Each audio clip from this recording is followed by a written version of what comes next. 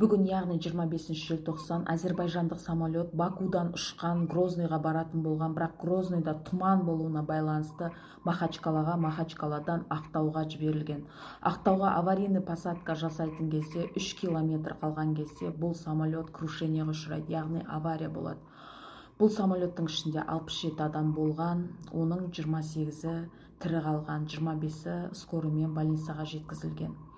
67 адамның 5-еуі самолеттің қызметкерлері, 62-сі пассажир болған. Ішінде 6 қазақ, 3 қырғыз, 16 орыс болған, қалғандары Әзербайжанның халқы болған.